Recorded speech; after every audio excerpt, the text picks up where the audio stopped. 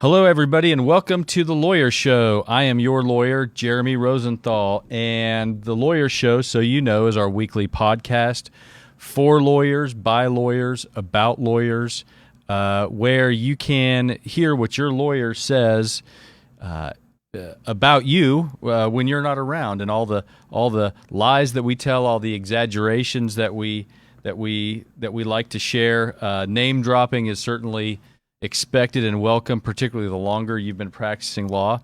And the goal of the Lawyer Show is to just to blurt out and blast out just far and wide as many different types of lawyers, as many different flavors of lawyering as we can find. And as everybody knows, the main topic of the Lawyer Show is me and my phone number and how you can hire me and pay me a lot of money to handle your case. I only do criminal law, and and there's only so interesting that is to me. It's pretty darn interesting most of the time, but we've had on the show different lawyers from different arenas: insurance law, construction law, employment law, divorce law, and today we have a really ridiculously cool guest who is a lawyer who has, I don't even know if you could characterize this as practicing law, but it's a good friend of mine. His name is Aaron Day, and Aaron is a lobbyist with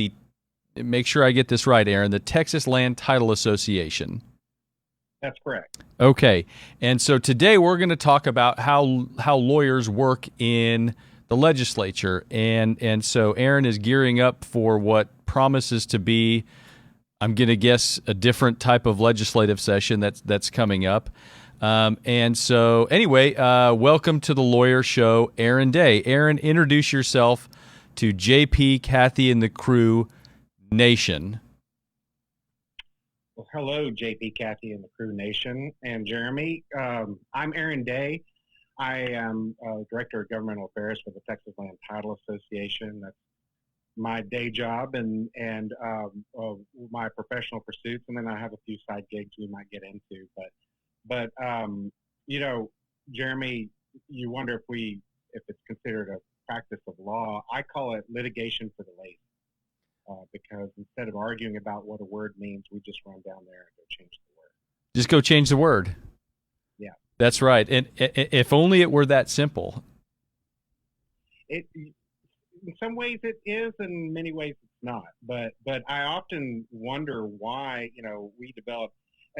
Actually, some of what I do with the association is we'll engage the Supreme Court with an amicus, and then it'll cut wrong, and then that'll be my job next session is to change the word. Okay. But we don't get back together.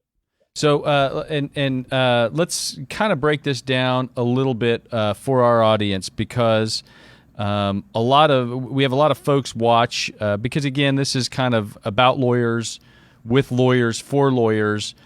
But in reality, we probably not a lot of lawyers, when they see me, they know, or they see me on their Facebook feed, they know how full of it I am, yourself included. And so so to kind of give everybody sort of a version of how this works and what you do. A lot of what so our legislature meets every 2 years. Yes. Correct. Very, very, very. Starting out very, very simply, they meet every 2 years, and and I'll tell you. Well, and let me kind of back up and just tell our audience this. I got to spend a day with Aaron last session, right? It was April. I guess it wouldn't be this April. It would have been the last April. And the way the legislature works is what I like to call, and this is a family network, so I'm going to say this, I think this is fine. But the legislature is, the way that it works, the whole operation is knuck and futz, right? I mean, that is the most controlled pandemonium I have ever seen. But description. Chaos. Yeah. So for the audience, they're the ones who are changing the laws. When laws aren't working, the legislature changes them. They can't change the U.S. Constitution or the Texas Constitution, but they can change statutes, laws that touch and affect everything in our state. That's absolutely right. That's absolutely right. And I was a political junkie growing up, and even I was the little Alex P. Keaton in elementary school and junior high, and always obsessed with national politics. And it wasn't until I got my first job in the lobby that I really, frankly, had a moment of shame. I suddenly realized that I've been staring at the level of government that isn't going to impact my life hardly at all. The federal government is basically going to raise my taxes. They're going to draft my son. Beyond that, it's not a big impact on my life day to day. And my first lobby gig was actually for the city of Fort Worth. And so here I was suddenly dumped into local city politics and governance and lateral relationships with counties, and understood county governance and the way NPOs come together. And then, of course, all oriented towards our liaisoning with the Texas legislature. And it was a shock to me because it was rather late in life. I was in my 30s, and I couldn't believe how ignorant I was up until that moment. And I was a political junkie. I was into every horse race, and I was fascinated by it. I was into political theory, but I just had no idea when the rubber meets the road, your local representation and your state representation is 90% of what you need to be knowing about and worrying about and participating in. And really, to these days, there's just nothing going on in the federal level that's interesting at all. There's not a lot going on there in the news, or that was a joke, Aaron. No, I it just wasn't funny. But frankly, I am You're rather right. ambivalent. I've been ambivalent through this whole process, because if you look at it institutionally, absent going to a war, I mean, there's not an enormous impact. I mean, now if you're on Social Security and you're aging, and make sure Medicare is fully funded, but that's a state level issue too. So there's so many aspects of our life that is just, frankly, just not impacted by the federal government. And we spend a lot of time focusing. Going back to your sources of shame, you have two of them on the wall behind you. Both appear to have that symbol of oppression, a Texas Longhorn. You went to UT for both undergrad and law school. That's correct. Okay. That's correct. Although one of these is a forged document. It's fake. It's my undergraduate document. I don't think I paid my library fine, so I never got the official thing. But I am an official graduate. All right. Well, those are nice frames too. There's the bar. Oh, there's your license right behind you. I'm legal. Perfect. Perfect. You're legal. Okay. Back to what you were saying a little bit ago. Okay. So just so everybody understands, when you were working for the city of Fort Worth, when you began there, we're talking very nuts and bolts types things that the city says to you, and correct me if I'm wrong. The city comes to you and says, "Look, we need this legislation to say this, this, and this," and that has a real impact on our taxpayers because we're trying to do X, Y, and Z, but we can't because state law doesn't let us do it. And then, as the lobbyist, you got to get that in front of somebody in Austin, because if you don't, it just, these things go by the wayside. And so I'll let you talk. Well, that's absolutely right. I mean, all lobbying is the First Amendment in motion. Okay, you're just outsourcing your voice to a professional who understands how to navigate that controlled chaos system. Right? So that's all I am, is your voice. And a lot of people think, oh, lobbyists are helping these special interests, and these special interests are getting over on someone, and that happens. That's true. It can happen but it's only because that particular special interest showed up. The saying we often say around the Capitol is, you got to show up for dinner or you're going to find out you're on the menu. And so the goal here is to make sure that my client isn't on the menu. So I have to be there every day. And then when I was, and I'm representing private industry now from a trade association perspective, but in my prior life, I represented another level of government. And, the mayor can't, take time out of his or her day, or city council members. I mean, we can bring them down to Austin once during session, but they got a city to run. And their voice, which is the their channeling of their constituents' voice through the policies that their constituents have told them to get done in Fort Worth or get done in Tarrant County. That voice has to be channeled through a professional who understands the ropes, as it were. And so I would take that charge and go down and try to either get the legislative flexibility, or we worked on regional rail to try to get a half penny to do regional rail up in DFW. And those are things we need to ask permission for. But sometimes we're in a defense posture. I mean, this over here is a picture of the Trans-Texas corridor.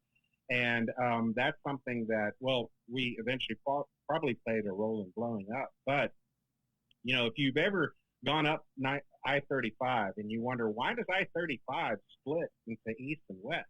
Mm-hmm. Well, that's because Fort Worth has been lobbying for a long time. And by God, we weren't going to let the only highway of commerce go through Dallas Mm-hmm. and skip Fort Worth. And the map behind me is actually the rendering of what the Trans-Texas corridor was going to do after our lobbying, which was it was going to mimic that Mm-hmm. and participate both in make sure to keep that east-west balance between Tarrant and Dallas County and the various sides of the metroplex. And so that's another example where a local government will have to lobby their state government. And because you also have there's opponents to these things, and their voices are being heard as well. Right. It depending on, and some of it may be kind of innocuous, and it may be just sort of, hey, Fort Worth plus a number of other municipalities, for example, going back to Fort Worth. Fort Worth and a number of different municipalities really, really, really need the code to say this, and that's just something that has to be clarified. It's just something that we haven't been able to do, and there's an arbitrary roadblock. So it's like going back to what you're saying, we just fix the words, right? That's right. That's right. And a lot of, like what I do now, a lot is clarifying law. You know, case law will create some ambiguity, or market behaviors will change, or some new widget will be invented, and the laws are just not accommodating those. So we have to go in and calibrate those laws, clarify. Clarify is a word I use a lot. Yeah, and I like that word calibrate too, because I think that kind of that sort of really denotes accurately a lot of times. I mean, what I observed down there, and it's just, it should go without saying, is that the legislatures down there, a state rep will file a bill, right, or a bill gets filed, and it's just what they think is going to work, but they don't know that it's going to work. And they pass a law, and 2, 3, 4, 5 years later, somebody comes up and says, this language is kind of working, not really working, and here's an unintended consequence. But when you calibrate it, right, it maybe does what it's intended to do, and it may not be such a red-hot topic. Right. I mean, the nonsense is what, I'll call it, and a lot of lobbyists call the meat and potato stuff that they'll argue over from a partisan perspective, and things that they need for the campaign trail. It's not really what those become distractions. They impact the calendar.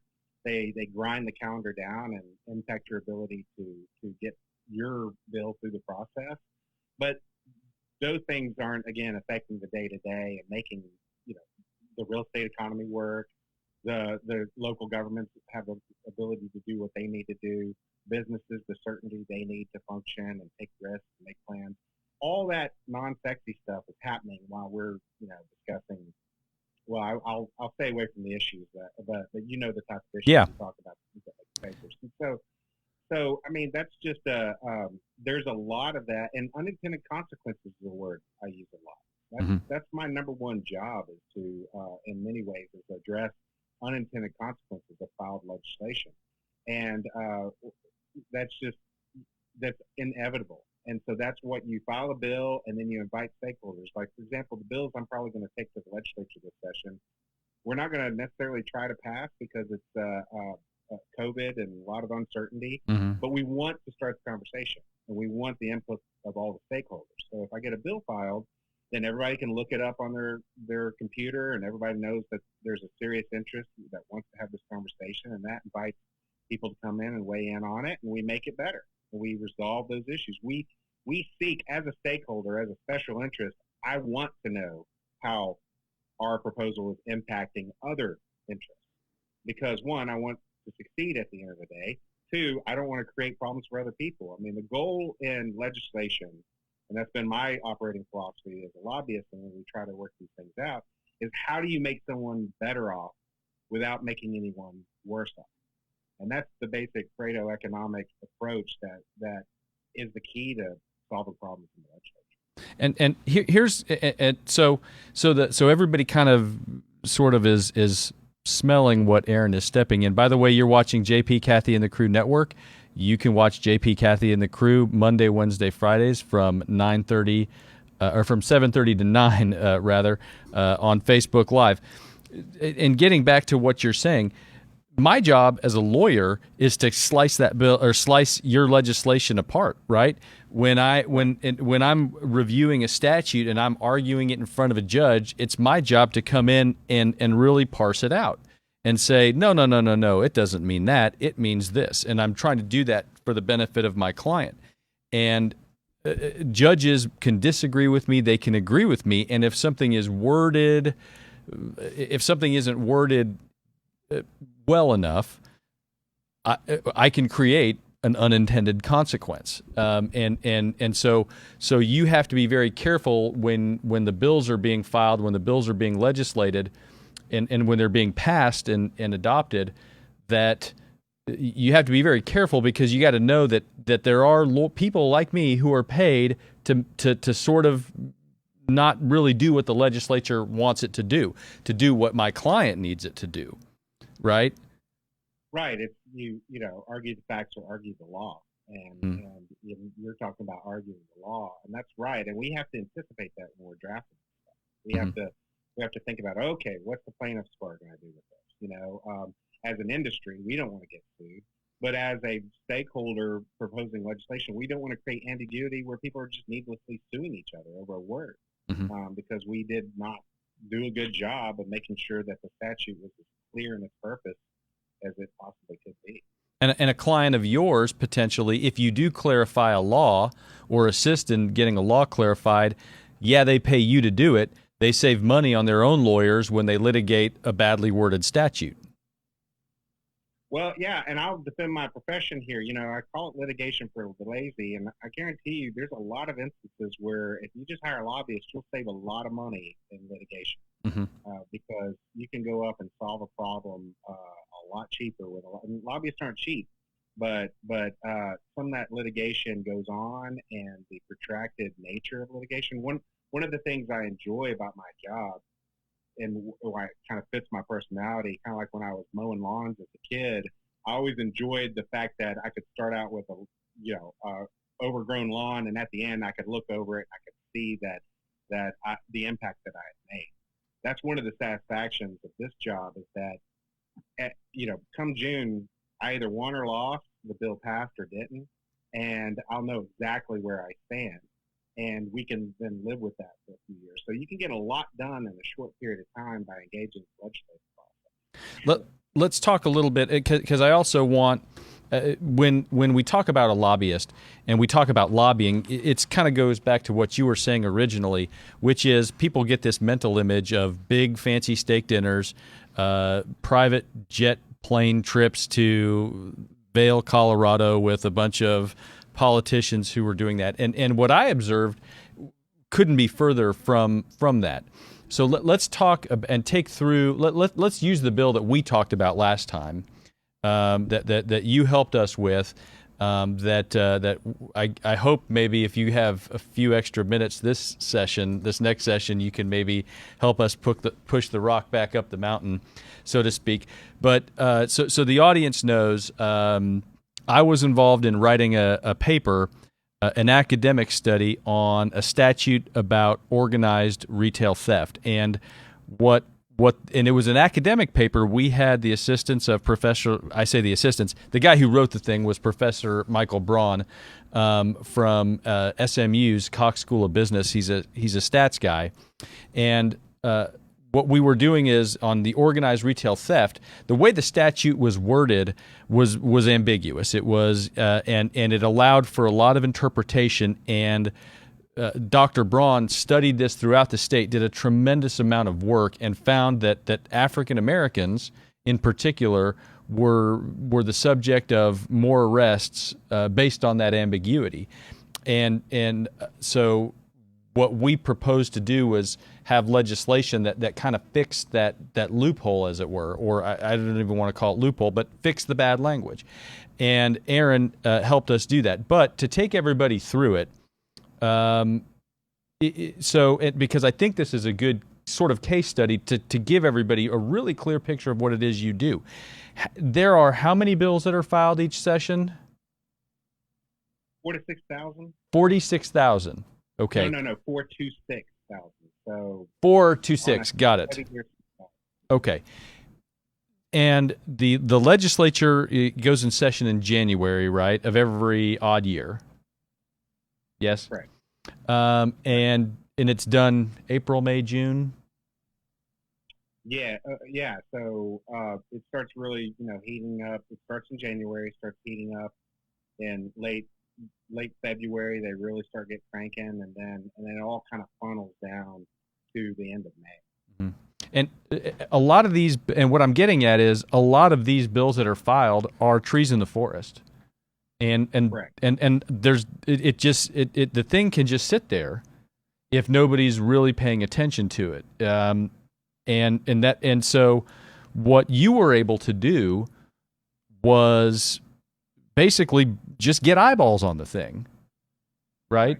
And so we went to Austin, and it's crazy to me because it's all underground, right? They've got this massive underground complex. You look at the Capitol Dome, and it's nice and pretty, but the whole thing's underground, right? Yes, I've never thought about that metaphor, but yes. I suppose it's there. We go. See, this is the lawyer show, man. We're figuring stuff out. But and they've got cafeterias, they've got offices for all the reps, and really what you have is you have all of these people who are all of these offices spread out all over the Capitol of state reps, state senators. And playing goalie really at each of these is a 26-year-old or a 25-year-old or a 24-year-old who, when you go and you come up and you talk to about the terrible things that are going on in the domain of organized retail theft, their eyes glaze over. And that's your job, is to not only get to them, but get through to their boss. So talk a little bit about that process and about how that works. Well, I think the easiest way to explain it, or what I try to say, is that the really reduced, a lot of it is very unsexy work. It's just, again, being very present and being very persistent. And good walking shoes. Yeah, I say, a glorified, I just follow a conveyor belt, and as the object I care about inevitably gets knocked off that conveyor belt, I'm there to pick it, bend over, pick it up, and set it back on the conveyor belt. And that's 80% of what I do.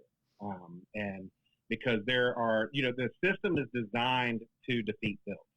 The system is designed not to make it easy to pass legislation, and that's a good thing. We don't want these decisions being made without having to prove themselves, if you will.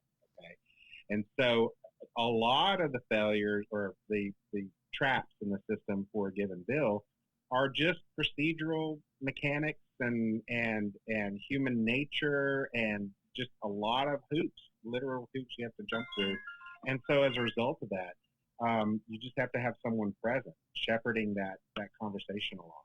There are moments where persuasion matters, and definitely persuasion and the ability to package the information in such a way that will be efficient and overcome those glazed eyes is a skill set, and very, very important. But a lot of it's presence and persistence. And talk about, because I know you feel strongly about this. Talk about why your Texas House representative is probably one of the most, if not the most important public servant that any of us have. Well, yeah, and it kind of goes back to a couple of things I'll say about this. And first I talked about how my kind of aha or V8 slap my forehead moment about government and what matters to me as a person and my family. The same thing is, I think, very important for every Texan to understand about our process, is that we are blessed, absolutely blessed, to have a part-time legislature. What that means is we don't pay the type of salary to keep legislators doing legislation all day long and not have a day job. And why that's important is that keeps their feet in the real world. Every single member of the legislature I talk to either is getting a paycheck or they're trying to make payroll. Okay, and that's a very fundamental grounding that you want in your legislator, the person making these decisions. And so that is the benefit of our system. Another benefit of our system is the part-time legislature, that they only meet every other year. That fact is extremely important because that, one, I think, creates a concentration of everybody to resolve issues and meet. Like, for example, when I file a bill, I want stakeholders to engage, and there's a reason for them to engage, because there's a short period of time which I can get this accomplished, and it'll be done, and everybody's going to have to live with it for a year and a half unless they come talk to me. So that creates a focus that I think creates better legislation. And then the fact that we can then have a conversation and wait and watch it hit the marketplace or our daily existence, and see where the unintended consequences are, and they will emerge. And then we now can go back, and we know we can go back and fix that. I mean, there's a correction deeds instrument, a process that I won't bore you with the details on, but I suddenly found myself having to codify case law. I was like, oh boy, this is going to be tough. Things have just been happening, and they've been happening right, but all of a sudden we need to actually put pen to paper describing these behaviors, and create a system to do something as simple as correct a mistake in a filed recorded document. And that was complicated, and I've had 3 bills now, 3 sessions I've worked on passing bills to, one, create the system, and then every time, like whack-a-mole, a new unintended consequence pops up, we run down and tweak it again and calibrate it again. And just the other day, I had someone come in and say, you know what, we may need to revisit that corrections instrument statute. I was like, oh, good Lord, I'm in Groundhog. Here we go again. Yeah, absolutely. But that's the nature of the process. But that is the benefit of being able to do something and everybody being on the same page of like, guys, we're going to live with this for a year, see what happens. And when I come back with the correction on the correction instrument bill, there's context for that as well. And so that part works. And to go back to your question about the House member, I kind of get on my soapbox about this quite often, because having worked for city council and worked for a mayor and liaison with county officials, and then of course I've had to lobby the federal government quite a bit, work with Senate delegation, work with Congress members, and of course our state senators. But at the end of the day, when it comes down to the person who has the greatest amount of impact on your life, and you have the greatest amount of access to, that those X and Y, those cross with your House member, your state House member, because they are literally knocking on your door for your vote. And the decisions that they make will have statewide impact, and they'll have local impact, because what they do will affect how your city fixes their potholes. So I just, that's sort of a message I like to share to the uninitiated who haven't thought a lot about their liaisoning with their state government, is I just reinforce how important your House member is and how easy they are to get to know. You will run into them in the grocery store. You can go to a local fundraiser in your neighborhood, and for $50, you've done your bit, and you contributed to that campaign, and now you're a stakeholder, and I tie it to the money piece, not to be cynical, but just to show you that participation is not just for the other, right? Participation can be you. You can develop these relationships. You can support these members, and you can get their ear, and they listen. And the other thing I like to let people know about is that a constituent will beat the lobby almost every time, because the constituency doesn't show up. So when suddenly the constituents have an opinion on an issue that's a quote unquote lobby bill going down the pike, they will stop like a frozen deer, and they're like, "Wait a minute, I just had a constituent, that had a question about your bill that was supposed to be just an industry bill, and tell me what's going on. Let's start from ground zero." And so that, I don't know if that I'm imparting what I'm trying to communicate here, but the power of the constituency is enormous, and it really trumps, those of us walking halls in suits all day long, because it spooks the member. When the member hears from a real human, they're like, "Wait a minute, time out. We're going to revisit all this because I've just been listening to a lobbyist on this piece, and now I know people back home are thinking." You're watching JP, Kathy, and the Crew Network. You can watch JP, Kathy, and the Crew 7:30 to 9, Monday, Wednesday, Friday. You're watching The Lawyer Show. We're on from noon to 1 on Thursdays. Visiting with lobbyist Aaron Day. Contrast, because what you're saying is really, really fascinating. And you told me this when I was in Austin a couple of years ago, that your state rep is boots on the ground. That's a guy who is working at an insurance company. He owns a small business. A lot of times they're lawyers, and they are a member of your community. They see, hear, smell, and taste things that are going on. Contrast that with your rep with your rep in DC. Well, unfortunately, they're a lot less responsive. And I've watched the degradation of the Congress member role throughout my career. I started about 15 years ago, and it's just gotten worse in terms of their responsiveness to their constituency, because the dynamics are that the parties run Congress. Okay, and so basically the job of a congressperson is to go out, raise money, and it's like an Amway system. The more money you raise, the more little dots you get on your lapel pin, and that really is your role in the committee process. You get to be on the committee you want to be on if you raise enough money to the party. You don't get to vote how you want to vote on that committee. That's up to the party, but you get to sit there, and then you get to hope that you get selected for the next round, whatever that may be. And so a response to the constituency is very, very difficult. Now, this is a very broad, high-level brush I'm painting. There are a lot of great Congress folks that can get out of this trap and emerge out of this trap every now and then, but they will acknowledge this. This is just how the system has evolved. And I've talked to former members of Congress that, they came from Texas as Democrats that were chairs in a Republican-run system, but they were still in leadership. And then and they're used to working across the aisle all the time. And then they're in Congress and they're on a subcommittee, not a committee, but a subcommittee. And they would like to vote with the opposition party, and they're not allowed to. So even at a subcommittee level, they can't reach across the aisle without getting punished by the party boss. And so that's a problem, because that's a lack of responsiveness to constituency. And then your Senate delegation, ever since the 17th Amendment passed, the Senate has just been gone.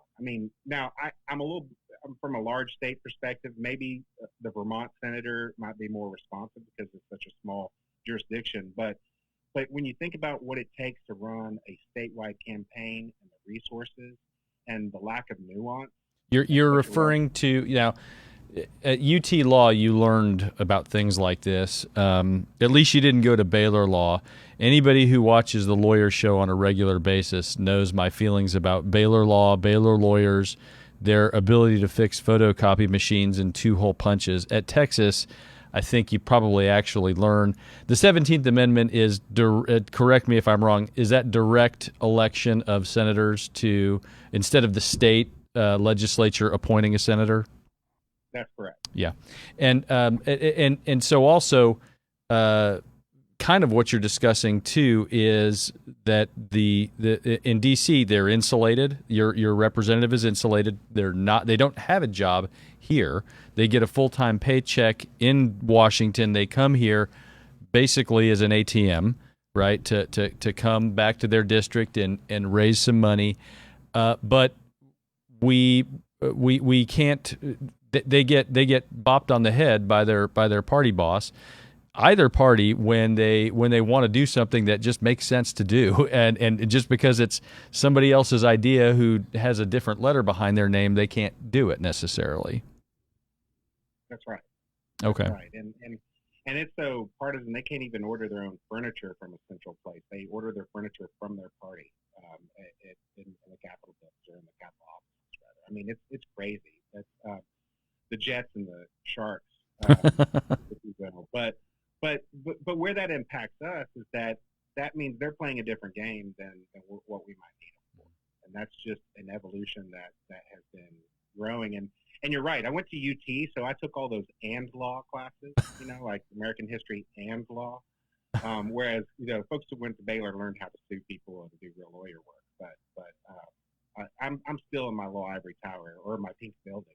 I joke about the Baylor lawyers, but we've had some on the lawyer show, and every time I have to hire a lawyer for anything, really, I find that they're Baylor lawyers. so I love me some Baylor lawyers, but man, they're fun they are fun to kind of kick in the nards. Not fun to get sued by. What's that? Not when not you get fun to get not fun to get, and that's really a compliment to them, isn't it? That's right. So talk about how Texas, how the Texas legislature, talk about some of the safeguards they have and how they protect the minority parties. Well, we have an amazing tradition in Texas that I'm just grateful that it survived some pretty tense discussions lately and potential erosion of protecting minority rights in the process. We have we often have where the majority party will share leadership with the minority party. And the way they do that is they appoint members of the opposite party to run committees, to be the chairs.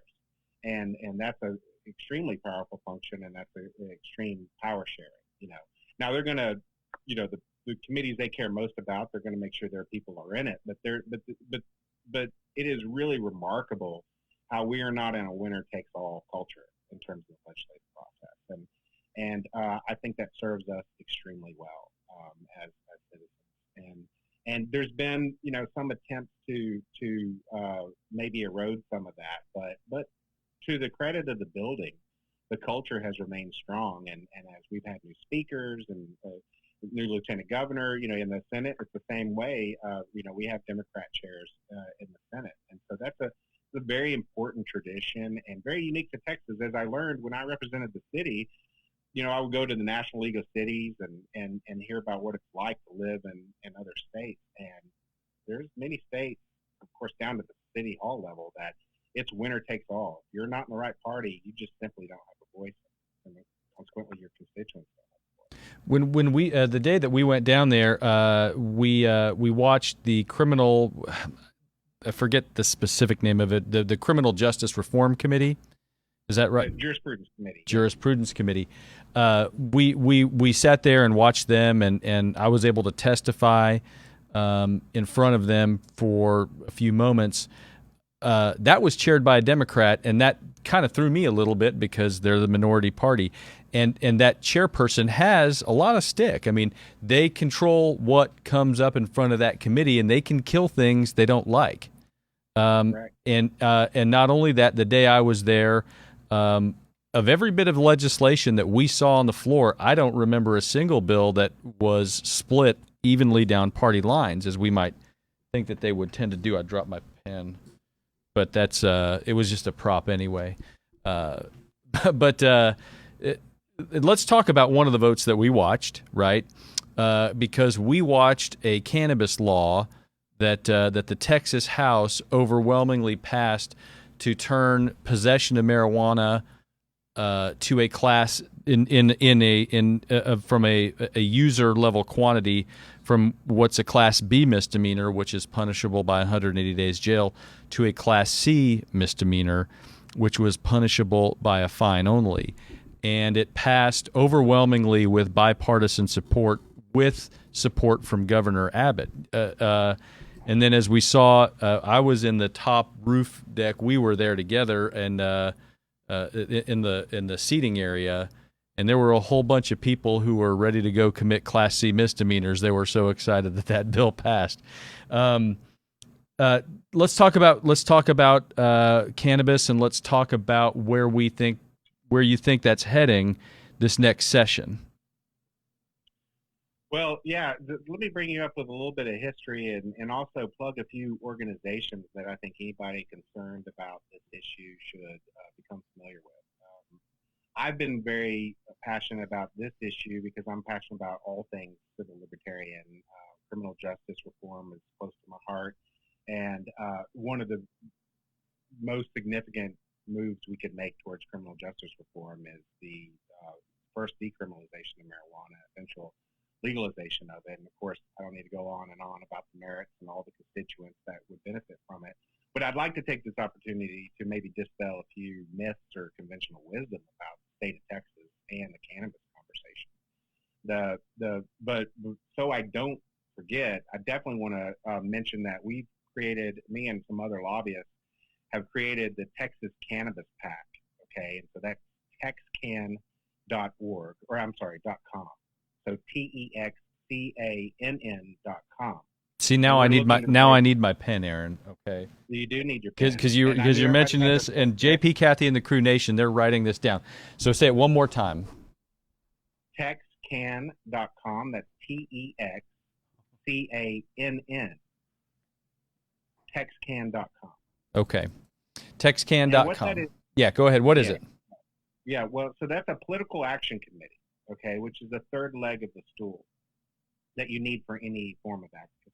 Okay, that's the money piece, the bottom line. And our goal is to raise $420,000 by the end of the year. 420. So, although we had to pick a number.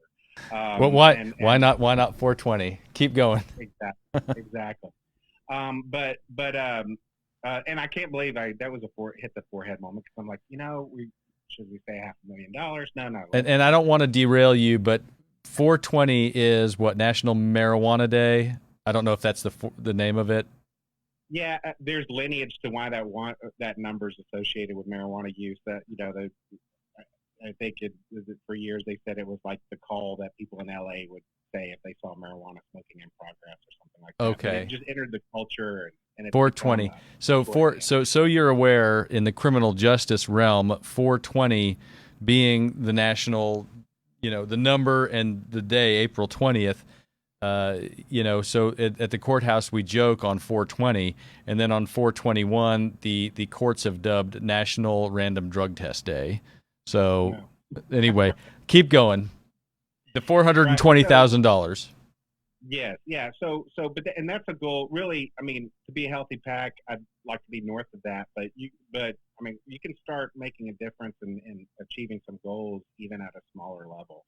And let me quickly articulate some of those goals and why you would need a PAC. A political action committee raises money from individuals, not corporations, individuals, and in Texas, and the money is used to give to legislators for their campaigns. And the reason why you need that in any industry, but the reason why you need that in cannabis, is because cannabis isn't going to legalize itself.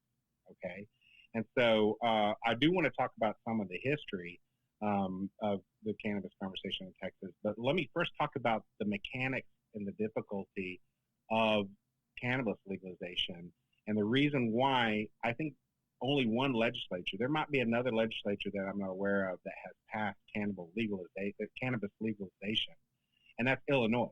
Illinois did that last year. It was the first legislature to actually legalize marijuana.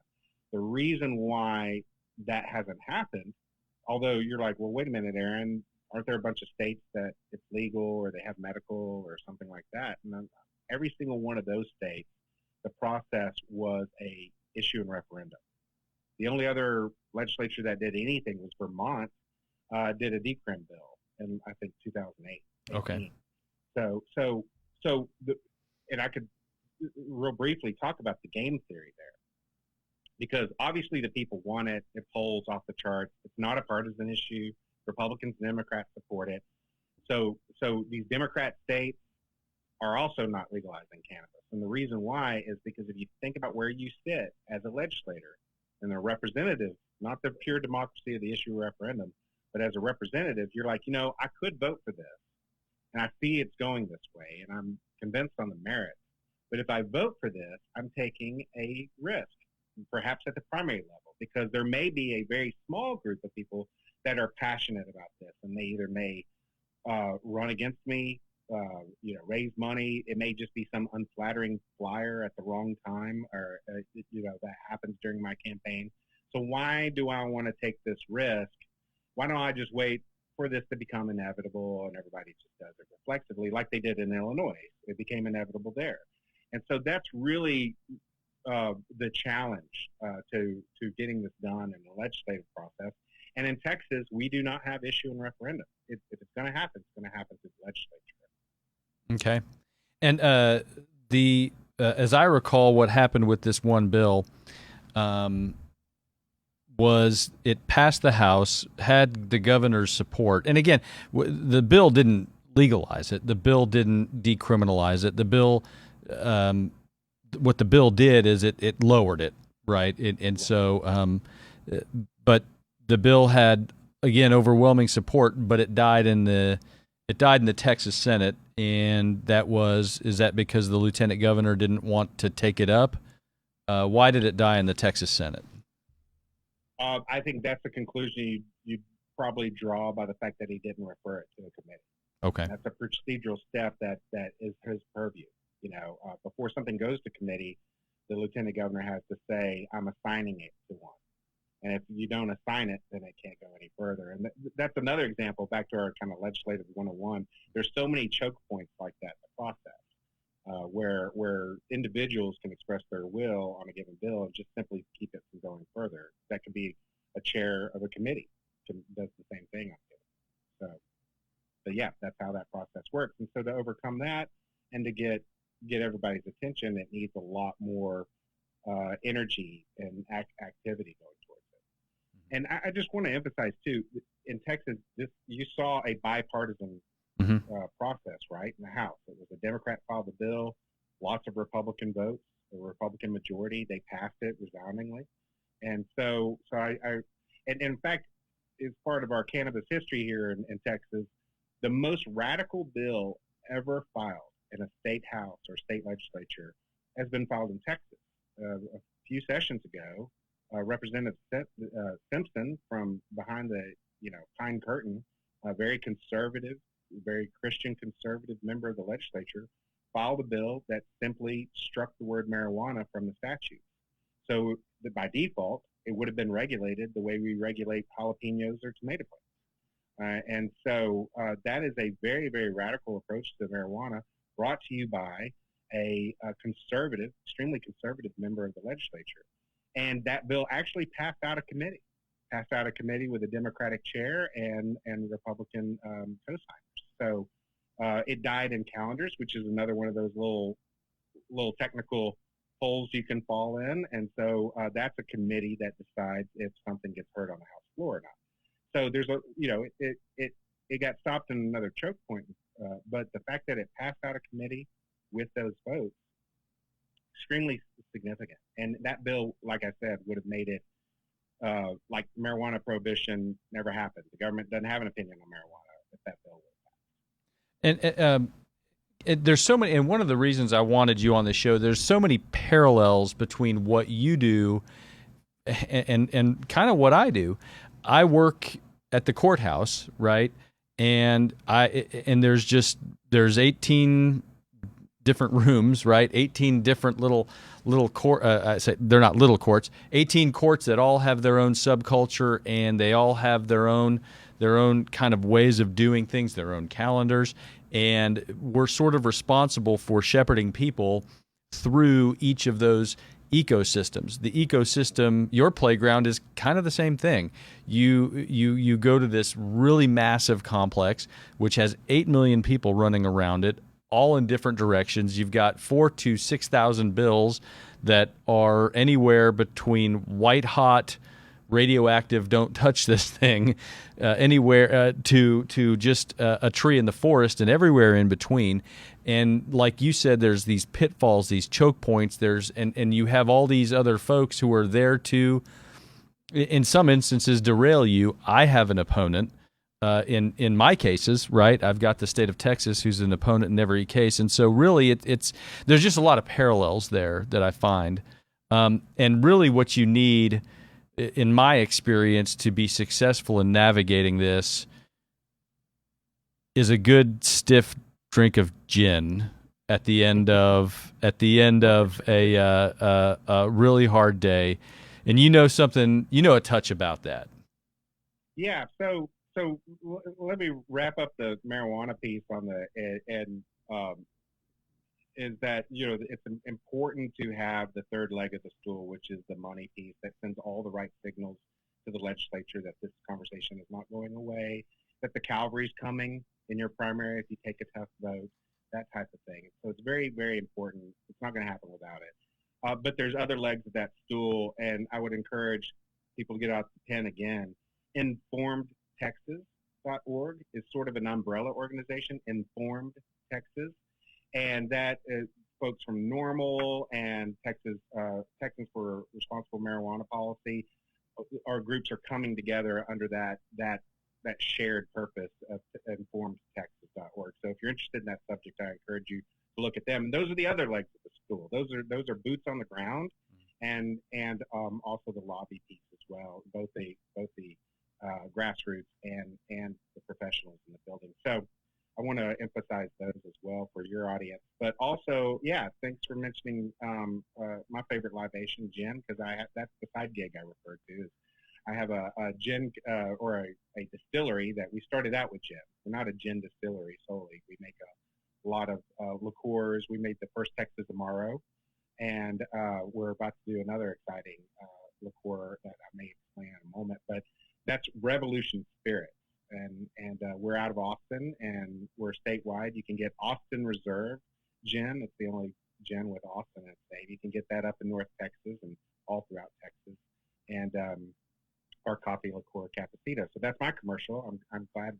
Well, tell us how you got into it, and is it a natural path for a Texas lawyer who beats their head into the wall at the legislature for a living? It is a natural path to just sort of resort to alcohol. In all seriousness, what tell us about how you got into it, and oh, before I forget, JP, Kathy, and the Crew Network.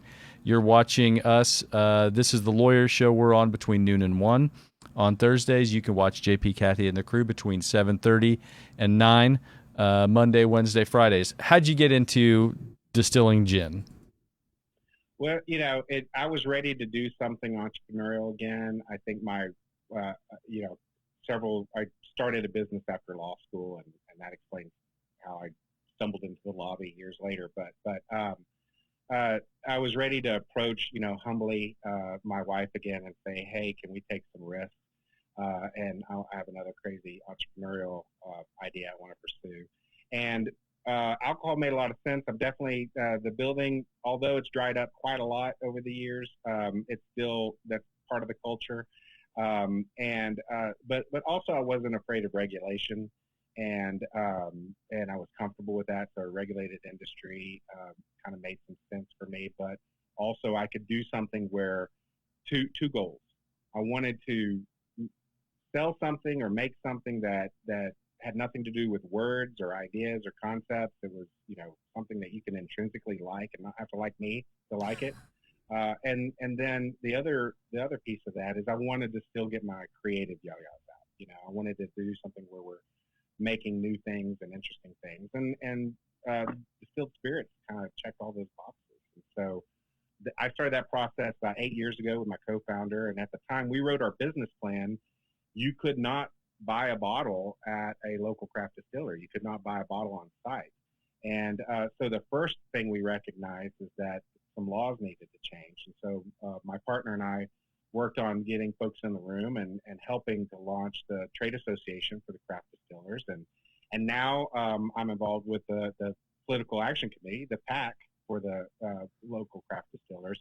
And we're going to be also seeking public support for that initiative as well. For example, if you wanted to buy a bottle on a Sunday or be part of a club that you get special whiskeys delivered to you in the mail like you do wine, All those things are illegal right now. And so if the consumers want it, there's an opportunity for consumers to help that conversation with the Texas Distilled Spirits Association and the Distilled Spirits PAC. And so, and those are necessary things.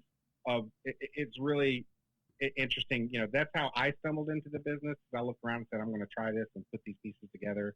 I have some government relations knowledge I could leverage to swap with other members of the industry. And that's exactly what we did. A lot of my mentorship, my partner and I, came from established craft distillers around the nation. And the reason why we worked with them and they gave us an audience is because we worked with them on the federal excise tax relief. And so as of two congressional sessions ago, actually, no, it was the tax relief bill.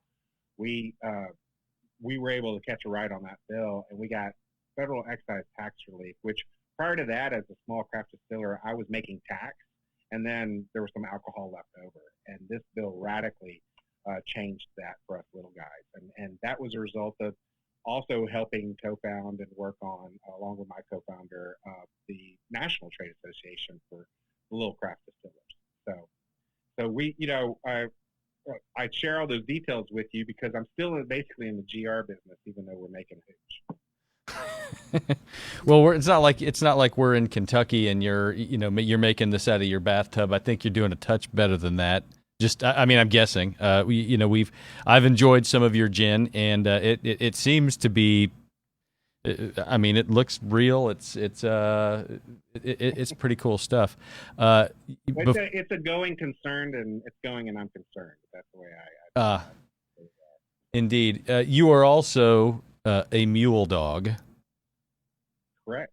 Yes, I got that wrong with Andy Peel.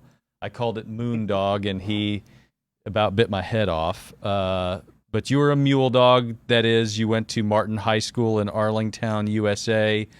Theater person, yes. Mm-hmm. So you're yeah, but I was a bit of an interloper. I was a debate kid that they let me hang around, and I ended up getting cast in a few plays, hitching a ride to the state competitions and whatnot, because all my friends were in theater and the girls I dated were in theater, but I did get to participate and loved it. I loved acting. It was a lot of fun.